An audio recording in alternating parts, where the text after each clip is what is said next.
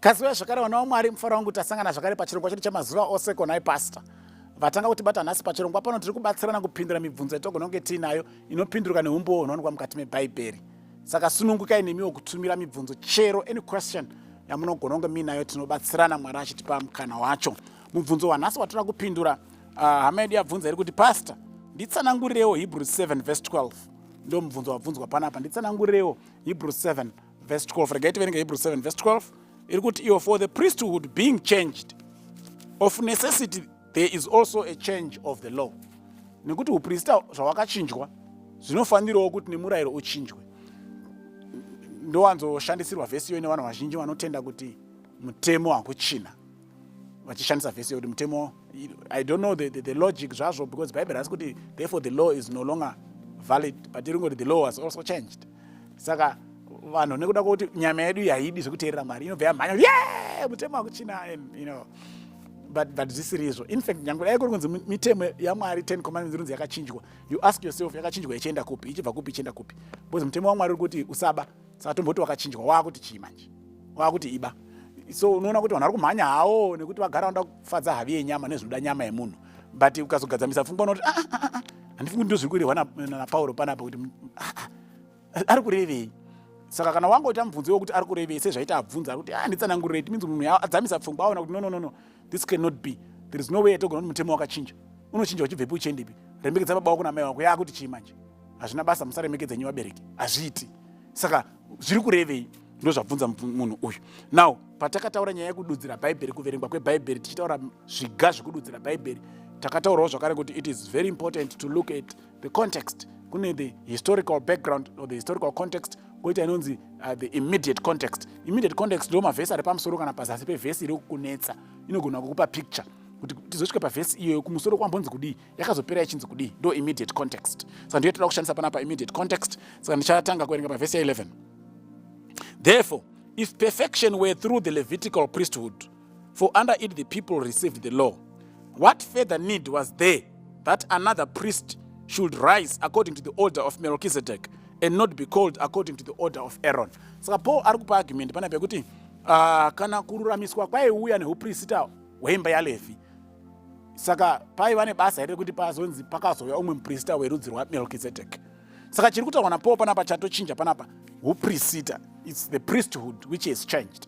Kwaiva neuprista hweimba yaLevhi, but kurunzi kwaane uprista hweimba yaMelchizedek. That is what has changed. Saka mirayiro yaiuya neuprista uhu ndo yakachinja futi zvakare. Okay?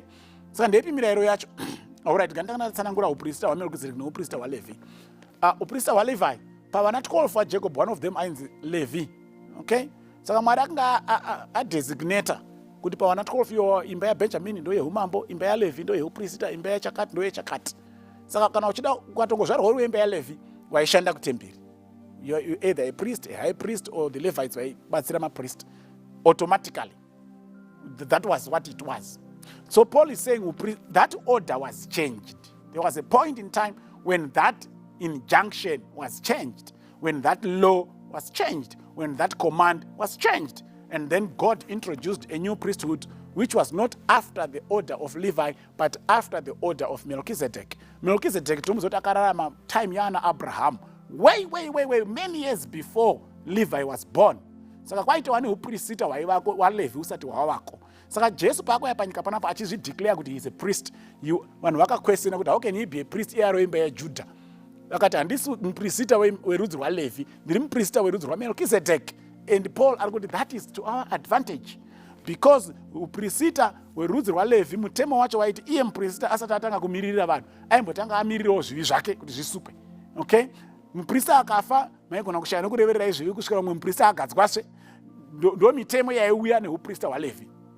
Wanga wakazara nemaweaknesses. The genealogy yacho yaLevhi yanga yakazara nevanhu, dzimwe dzaitwa mhombwe, dzimwe dzaiva mhonti. It was full of weaknesses. But uprista hwaMelchizedek hatitozivi kuti baba wake namai wake vanga ari ani, saka haugoni kumutrace kuti saka Melchizedek anga ane mafaults, uprista wacho hauri faulty because mai wake vakambopomba kana kudi zvaunogona kuita hwaLevhi. Saka hwanga huine advantage hwaMelchizedek over hwaLevhi. Ndokusaka Paul paari kunyora it's verse what? Verse 24 and 27, iyo chapter 7, iyo anobva ati iye, but he, kureva Christ, because he continues forever, has an unchangeable priesthood. saka uprista hwajesu haunzi nhasi kwakuina aroni mangwana kwaana aminadhabhi mangwana vanzi ndijesu one way. Verse 27, who does not need daily as those other priests to offer up sacrifices, first for his own sins and then for the people's. For this he did once and for all when he offered himself up on Calvary. So that's another advantage, the priesthood of Melchizedek. It's because Christ does not need daily to offer sacrifices for himself first and then for you. But iye akangozvipira, akapa chipiriso kamwe paakafa pamuchinjiko, and that sacrifice is enough. It suffices to cover everyone anoramba panyika pano achitenda muna Jesu Kristu. Unlike venguva yawana Moses, ndo munozosvika makwai akudhura paJerusalem vaakutengesa nehigh rate kusvika Jesu azodzinga vanhu. It was now difficult even for the poor person to be saved because makwai acho anga akuchargwa nehigh rate. But Jesu Kristu paakauya, he changed all that. Hakusina zvemakwai, hakusina zveshiri, hakusina zvekutendanisa shiri. Ini ndindakufa in place of all those lambs.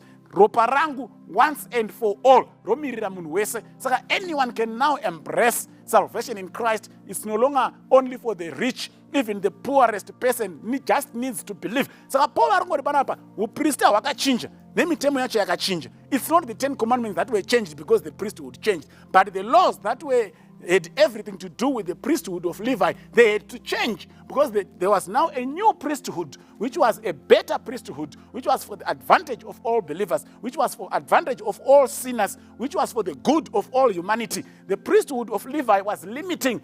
Disadvantages akawanda mwachina tobotraya kwatsanangura. The poor even would not even be able to be saved because the priesthood was restrictive. There were certain things that certain people could not even do. Saka Mwari akuti kwauya uprista hutsva, hakusina hwemitemo huri kuuya neorder yaLevi hune mitemo yayo, ndaakuisa hweorder yaMelchizedek hune mitemo mutsva. It's not the 10 commandments dziri kutaurwa naPaul pana Hebrews chapter 7. It's the commandments or the laws that were related to the priesthood of Melchizedek versus that of Levi. Toda kudaro tabatsirikana, Mwari atikomborere. Amen.